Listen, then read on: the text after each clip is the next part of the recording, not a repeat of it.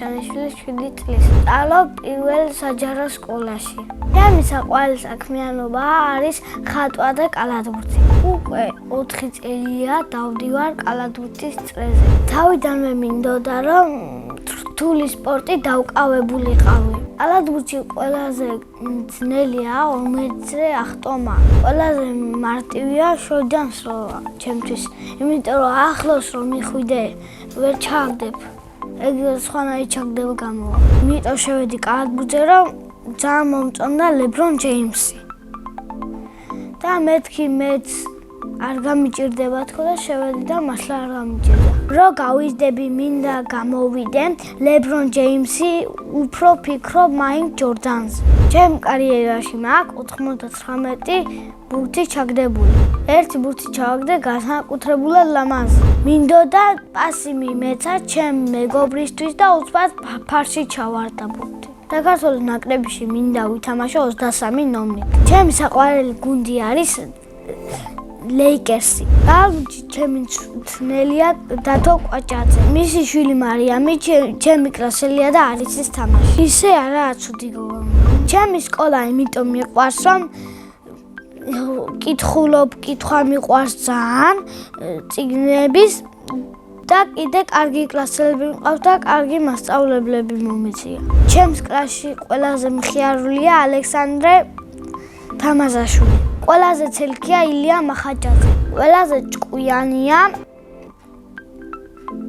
სანდრო ანანიძე. მე ვარ ყველაზე მშვიდი, კეთილი და მეგობრული. ჩემი საყვარელი საგანია ქართული. საყვარელი მასწავლებელია სირა ბაკურიძე. იმიტომ რომ კარგად ითმენს რომ არ იყვიოს. რომ გავიზდები, მინდა გამოვიდე კალათბურთელი. ბავშვობაში მინდოდა გამოსულიყავი სპაიდერმენი. თუ კალათბურთელი ვერ გამოვალ ხატვარი. იმიტომ რომ ხატვაც ძალიან მიყვარს. ხატვა დავიწყე როგორც კი დავიბადე. პირველად დავხატე მთები და ზღვა. ყველაზე რთულია კალათბურთის ფარის დახატვა. ყველაზე ადვილია მანქანის დახატვა. ჩემი საყვარელი ფერია ყავისფერი და არ მიყვარს წითელი. უკვე ბევრჯერ გავყიდე ჩემი ნახატები. ანუ სახლში ვყიდი, ვინც მოდის, ანუ თუ უნდა ჯერ ვეკითხები და არ უნდა ვინახავ და სხვა ჩუქნი. დაბადების დღე თუ აქ მაშინ ჩუქნი თვითონ ნახატი ღირს 30-ან 31 ლარი. ყველაზე მეტი ფული მქონია 180 ლარი. საიდან და ხან დედამ აძლევდა ძალიან დიდი ხანი ვაგროვებდი, მერე ბაბუამ 100 ლარი მომცა და მერე ეგრე. და გონი 280-იც ამიგროვებია. ეს ფული დავხარჯე მინიმუმ ხატვაში თლიანად. აბა მე ხატვაში ვხარჯავ ჩემ თლიან ფულს და მეჩი არაფერში არ ვხარჯავ ჩემ ფულს. ფულის დახარჯვის სხვა ინტერესი არ მაქვს. მე რო გავიზდები, ხელფასი მექნება 70,000 ლარი. ბევრი ფული რომ მქონდეს, პირველ რიგში ოჯახს მოვლიდი, მოვეხმარებოდი დედას. მერე დავეხმარები უპატრონო ბავშვებს. პირადად ჩემთვის ვიყიდი 3 ცალ მუზეუმს. მაგ მექნება ჩემი ნახატების გამოფენა. ახლა მინდა რომ იყო 32 წლის. იმიტომ რომ კარგად შემეძლება ხატვა და თავისუფლად დავხატავ ნებისმიერ ნახატს. სახლში ვცხოვრობთ მე, დედა, მამა და ძმა და დაც კი მყავს, მაგრამ ეგენი ანტალიაში არიან, ერთმა ფეხბურთი წაიყვანა, მეორე თბილისშია. მაგრამ ჩემი ოჯახის წევრებიც არიან. კიდე მინდა მყავდეს 2 და 2 ძმა. მამიკო არის მზრუნველი, ოჯახს უვლის. ყიდულობს, რასაც გვინდა. ხან ქვეყნებში მივყავართ. ეს სიტყვი ძალიან მამა მყავს. დედიკო არის ლამაზი, რა თქმა უნდა, ყველა დედიკო არის ლამაზი.